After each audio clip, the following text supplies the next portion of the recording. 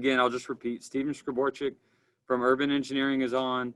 We have Renee Couture, who's our city traffic engineer. And then we had Melanie Lowry, who you just heard speaking, the Senior Public Information Officer from Engineering. We also have other members of the staff here, including my people on my team. We have John Rivera, who's our inspector on site, which I'm sure some of the neighbors have met and are familiar with.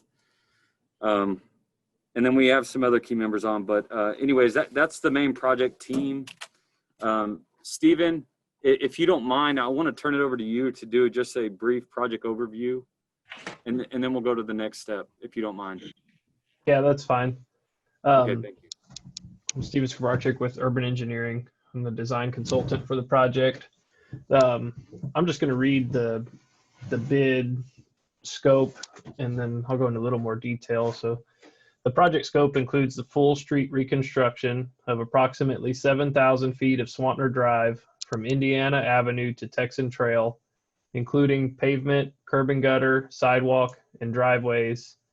Also, the scope also includes Chamberlain and Glazebrook from Swantner to Reed. New storm sewer improvements will be installed down Glazebrook and Chamberlain, as well as along Swantner,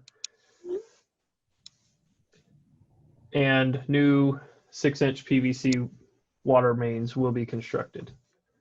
That's most of the scope. I'm not sure if I need to go into any more detail. We'll go into that later. I'm sure. If you want some direction on scope, this is Heidi again. So just to clarify, there's no drainage or other infrastructure. It's strictly street construction? That is incorrect. There's significant storm improvements being built with this project.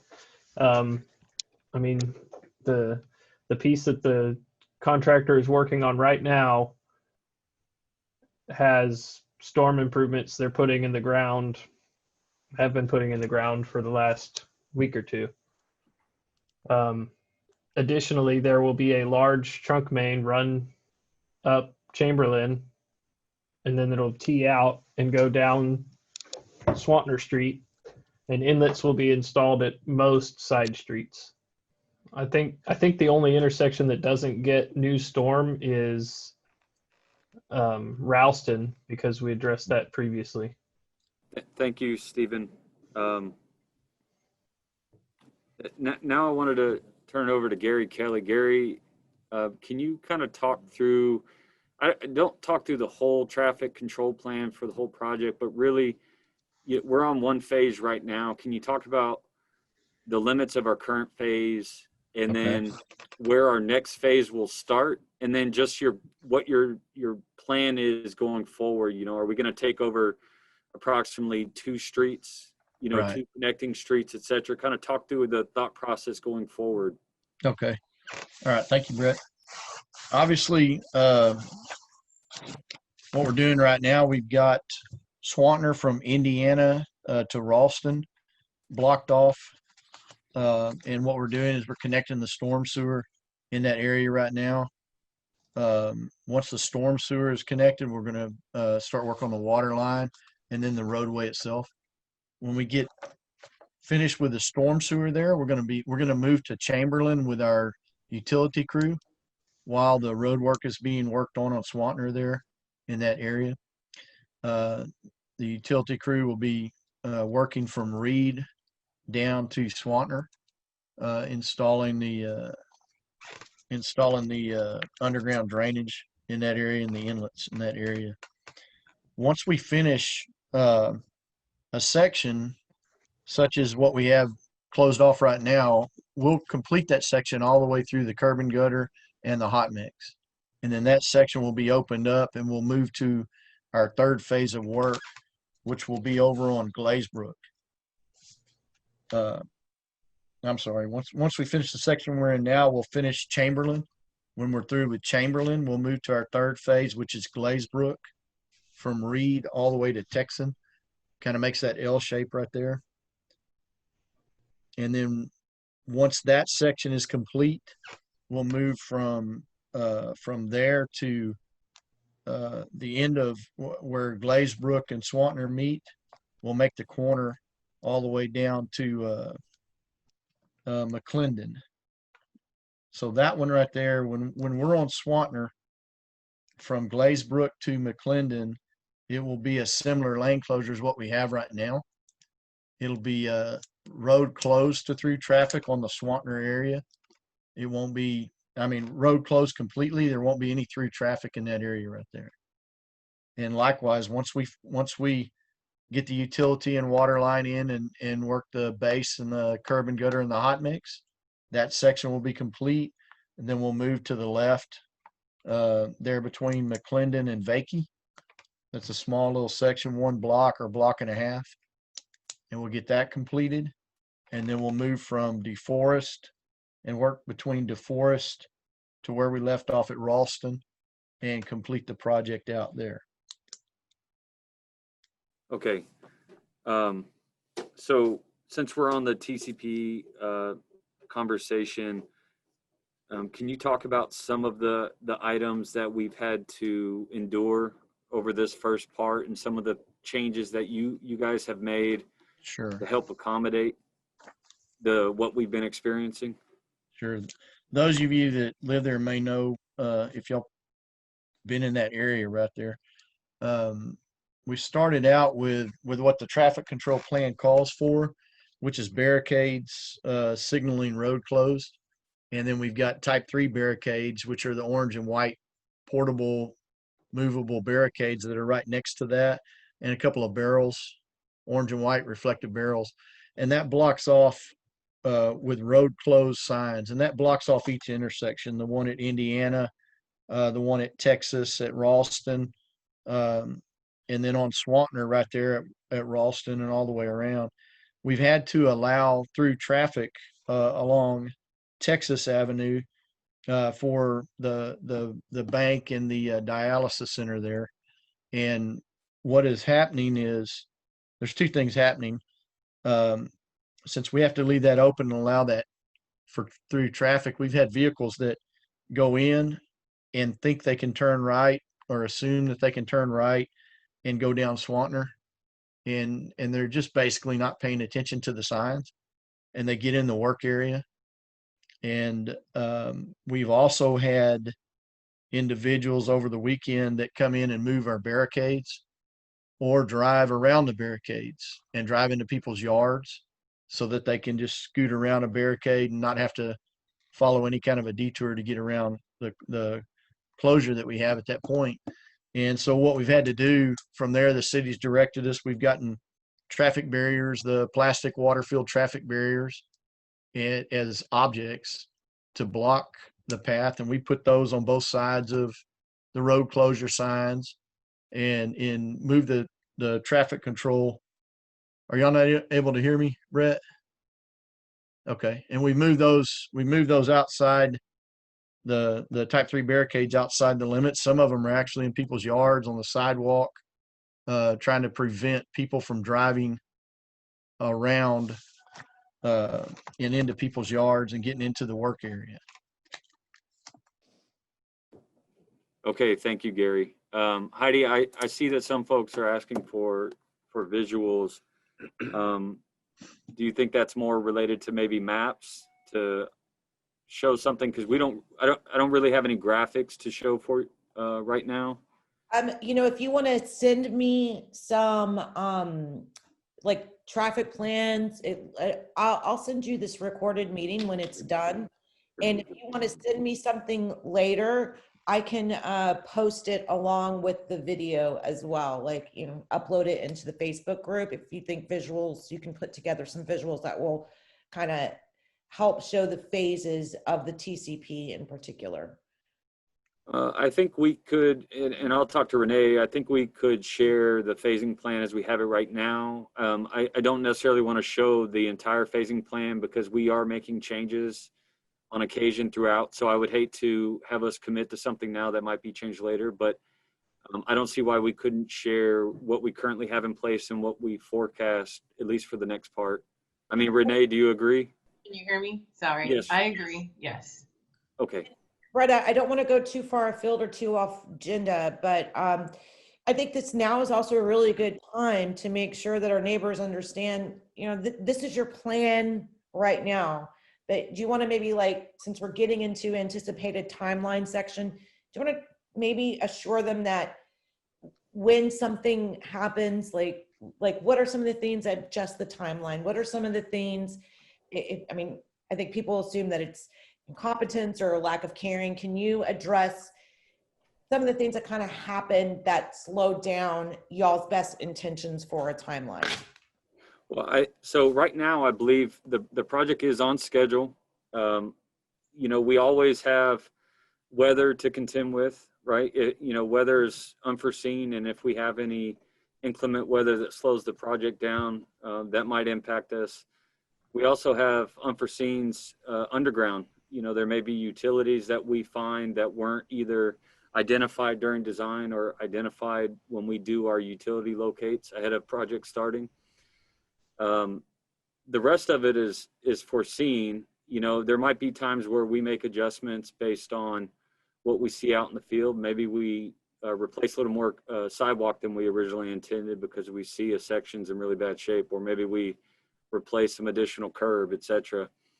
But usually it's the unforeseens like weather and utilities that might slow us down. But right now we're on schedule. We don't foresee any issues going forward.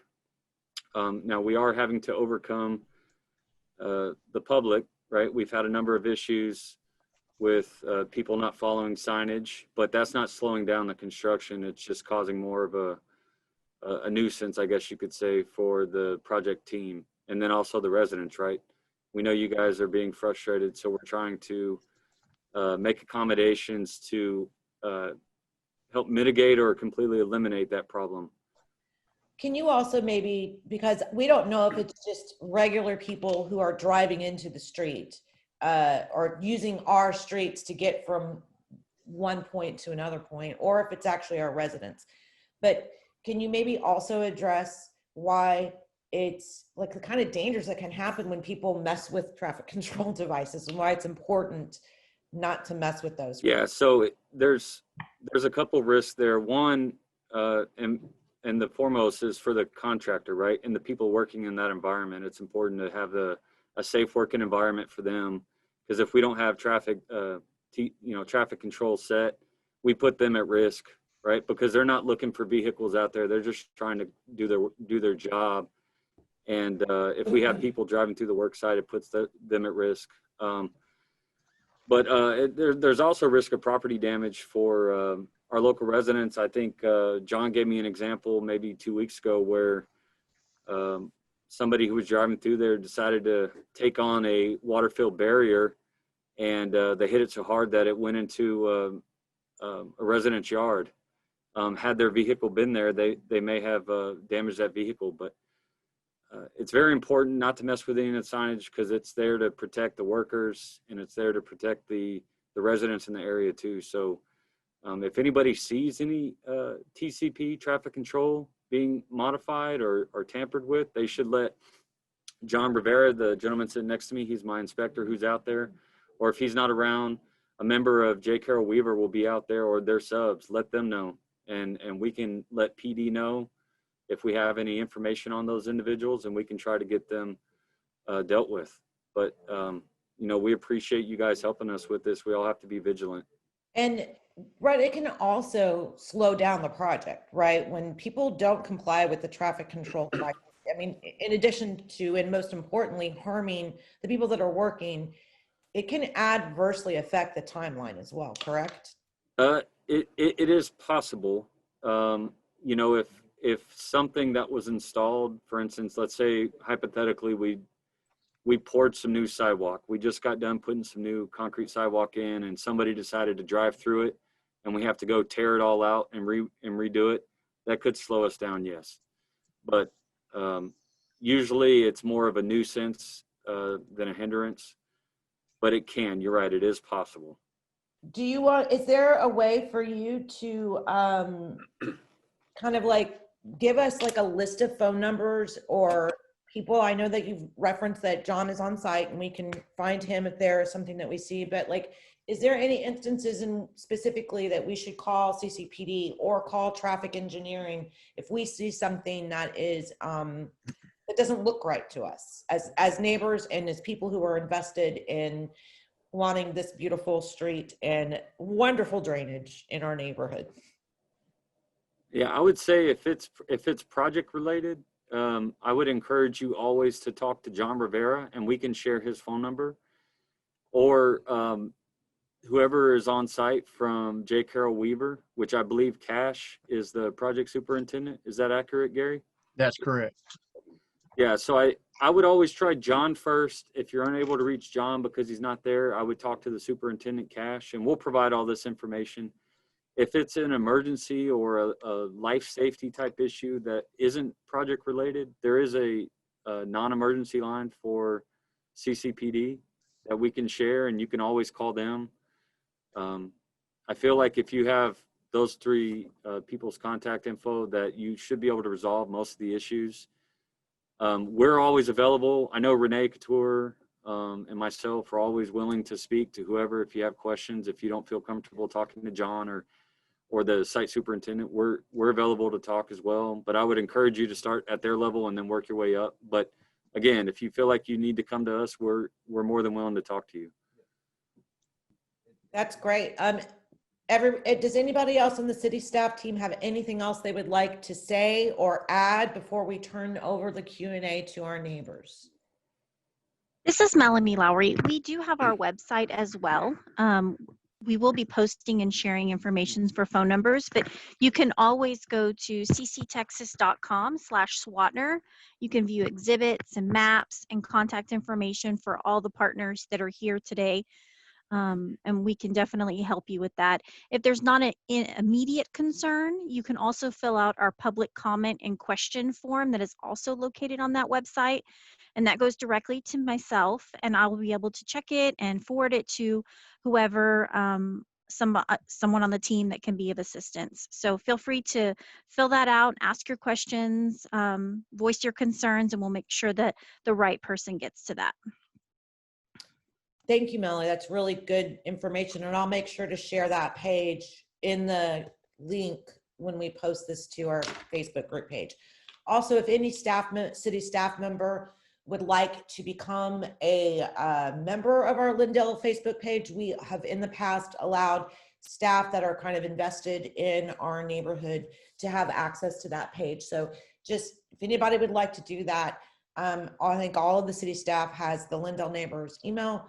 Just shoot us an email and I'll make sure that you guys get in, or if you send a request.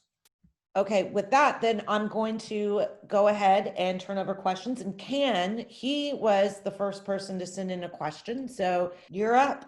So, okay, yeah. So thank you for doing this firstly. And then, yes, so like I was saying, well, in the chat, I understand, like, construction is, you never really have it. I mean, there's a timeline, but things happen. And I know because I do a hurricane heavy recovery, so we know from our builders that those timelines, are not exact, weather and everything. So basically, for ETA purposes, the reaching the forest, what are you thinking towards the end of the project, or? Right. I'll address that. It's towards the end of the project, Ken. It's it's going to be the last phase that we do. And then, like everyone says, give or take with weather, we're looking about March of 22 before we get to that area right there. Okay. And then how did you guys, I'll just do a follow-up. Like, how come, I guess it's not going straight, but like it goes towards and then Glazebrook, and then like, what was it with the planning, how did you guys decide basically? Right. With the planning, this process? You're talking about the phasing, about how we're starting in a certain area? Yeah. Like okay. Right. Anytime we look at a job, we look at it from the standpoint of drainage to establish positive drainage. Mm-hmm. And there's the area we're working in right now, that Ralston, Indiana area. We tie into an existing drainage there. and that's what relieves all the water from Ralston back to Indiana. So that once that section is done, that stands alone as one drainage section there. On Chamberlain at Reed is where we tie into the existing drainage structure, the drainage system that's right there at Reed. So we have to start there and work upstream, so to speak, on the stormwater. And that gets us down to Swantner. And we're going to bring it all the way to that intersection and put the inlets in all the way on the corner, the four corners of that Swantner and Chamberlain intersection. So that establishes positive drainage in that area. Then Glazebrook is the other area that we tie into another existing storm drainage system at Glazebrook and Reed. And we'll do the same thing there. We'll tie into that, and then we'll work upstream from Glazebrook all the way down, basically back towards McClendon, Vakey, and Chamberlain. And then once we finish with that, then we do the same thing again. We pick up where we left off at Chamberlain and Swantner and work our way back towards, I guess it is Ralston, back towards that way. And that Okay. ties that section in right there. Cool. Well, But thank it's you. all based off drainage. Yeah, drainage is really bad over here. Well, I guess the whole thing. Yeah, It it should be floods great like. when we get done. Okay, thanks. Great questions, Ken. Thank you so much. And thank you, Gary, for addressing that. ma'am. Next up on the list is Mark. Mark, would you like to turn on your video and unmute yourself? Okay. I'm Mark's wife, Carolyn, and I'm the one that's got all the questions. Can you hear me? Yes, we can hear you. Okay, I've got a couple of questions. One of them is just out of curiosity, how wide are the sidewalks going to be on the Swantner side? They're either 4 or 5 foot. I'm not 100% sure. It should be Okay. 5 feet. 5 feet. And you're going to have there'll be the street and the grass and then the sidewalk like it is existing already?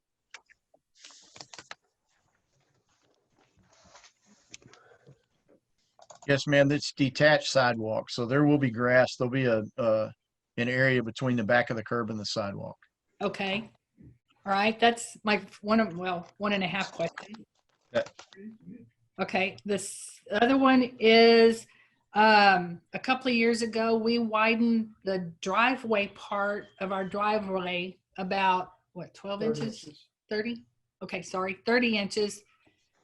Who do we talk to when we live on the corner of Swantner and Sorrel, so we're going to be in the last phase anyway. But who do we talk to when it comes time to see if when they are pouring the actual entrance to the driveway, if we can work on getting that part widened too, so we're not driving over grass? John's your guy. I'm sorry. Yeah, so we'll match existing. Okay. Whatever's there now, we'll go ahead and it'll be that's what you'll be left with. Okay. And then one last thing, we have an elderly person living with us. More or less, how long would that section of the time be that we're trying to figure out how to maneuver getting him in and out of the house? Because that's the disabled ramp is out and exits onto Swantner. How do we deal with that? And what corner was that? You said Sorrel and Swantner? Sorrel and Swantner, So that's in the final phase, right? correct. Ma'am, is the handicapped person in a wheelchair, or are they're mobile or not mobile, or? They're in a wheelchair. 92. Yeah, normally what they try and do is they always have access for the house to get in and out of your driveway, but you're more concerned with a ramp or the ramp or the handicap ramp area. on Well, the just corner? how that's the only ramp we have leaving the house is the exit on to the driveway, which is on Swantner. So in other words, he doesn't go out the front door to Sorrel. So we're trying to figure out when our part is messed up and we can't get the car, how are we going to get him out of the house to get to a vehicle and stuff? Is that something we need to plan ahead for, or? Well, I would encourage John. John will go out there and meet with you guys, and you can kind of show him your concerns, and then we can plan together on how we can accommodate you. Okay, You will be accommodated. That's not the issue. We'll make sure you're accommodated. okay. Yeah. I mean, Yes, we're just ma'am. trying to think ahead as to, No, ma'am. No, and that's great. We appreciate it. And John will It work helps, with you it guys helps to me out set it up. tremendously. It helps me out tremendously to have that information. okay, and I that can will just be share that. later on, since we're at the end of the process. Yes, ma'am. Okay, thank you very much. That's all the questions I had. Okay, excellent. Great. Thank you so much. Our third person who has asked a question is Carl Yao. So Carl, if you want to unmute yourself and turn your video on. Hey, thank you, city staff, ladies and gentlemen. Thank you for giving us your evenings, and Councilman Molina, thank you as well for meeting with us tonight. My question is really sort of has to do with the Swantner project. Well, actually, I kind of have two questions. One is just a curious thing, but the other one is, I think, is kind of a critical one. I asked this on the Facebook page, and Councilman Molina helped answer it, but I'm concerned about how this is interfacing with the Staples project that's going to be going on from, what is it, Costorras to Baldwin. I assume that's going to be, the scope of that is going to be like it was in front of Ray High School, where they went down below grade and did one half of the street and then the other. What I'm concerned about is that some of these 1,000 blocks between Swantner and Staples, at some point, these projects are going to overlap, and people in those third blocks are going to have restricted access for personal use, emergency vehicles, trash pickup, etc. Are these projects going to overlap in any way? And if they are, where's the coordination point between traffic and city services, etc.? Yeah, so yes, both projects are going to go on at the same time. The Staples project from Costorras to Bronner, or Baldwin rather, has been approved. The contractor has been selected. We're in the process of deconflicting an existing issue before we actually give them the construction start. We have provided that contractor a copy of the traffic control plan for Swantner so that they can start using that when they develop their traffic control plan. In addition, we plan on having some coordination meetings between both contractors, because all the inspectors work on my team, so we'll be able to coordinate in-house when the projects are going on so that we help minimize the impact. But you are correct. It'll be the same type of project that occurred between Costorras and Bronner. It'll be a full reconstruction. It'll be a concrete roadway. But we will maintain access to all the roads leading to Swantner. So all of those attachers will have full access for an emergency vehicles, for the residents, etc. So access in and out shouldn't be an issue. Okay. The project. Will this communication be found? Brett, thanks for the answer. Would that be found on the same site, the cctexas.com Swantner? Will that be a place to find updates for those sort of traffic plans? We typically don't put the traffic plans on there. We do post closure information, and we do provide weekly updates. Okay, that's one thing that's really kind of concerning, because I think all of us in the neighborhood have seen the Ralston project, which is spectacular, and we're all insanely jealous if we don't live on Ralston. But we saw that and know from our neighbors that how disruptive that was, and I'm just concerned about that. My other minor question, and I guess this may be Gary, this may be for you. You said March of 22, by the time we get down to what can you were talking about, Sorrel, was that where you were talking about? Boy, that's a lot of hurricane seasons between now and then. Is this going to disrupt the drainage in case of a tropical system moving through? I mean, is there any one place where it's just going to, because of the work progress, that drainage will just be totally disrupted? No, it shouldn't be. Just, for short periods of time, when obviously the worst time is when we go in to excavate the street out after the drainage is put in, and we go in to excavate the street out and take it all the way down to subgrade Mm-hmm. and then start building back up from there with base and curb and gutter. Okay. So it's going to be a little bit lower, but the way we do it, when we put the storm sewer pipe in and we install the inlets are not all the way full height. So they're down low enough that if you get a rain, the water just runs into the inlets Okay. and runs into the storm drain. So you should have positive drainage at all times. Okay. Now, if we get an event like a tropical storm and 10 or 12 inches of rain, overnight, obviously it's going to cause some problems. But, Right. Okay. for normal rain, and it shouldn't be a catastrophic type of Okay. event in the neighborhood. No, it should, every joint of pipe we put in there creates that much more positive drainage as we're going. Okay. Thank you. Appreciate it. That's all my questions. Thank you, ladies and gentlemen. Appreciate it. All right, thank you so much. Let's see. Oh, okay, it looks like Mark, you have another question. So go ahead, unmute yourself or Carolyn, one of you do. So It's me this time. Just quick question regarding Swantner. That tends to be the local speedway. Once high school lets out, it's a lot of fun to drag down that road. We're wondering who would we talk to about the possibility of getting some speed bumps put in? That would be Renee, and we've already started having that conversation about adding some speed bumps in that area. So Renee's looking into it, and when they come up with the final design on that, we will implement those changes into this project. Thanks. great question, very good question. Anyone else before we call it a night?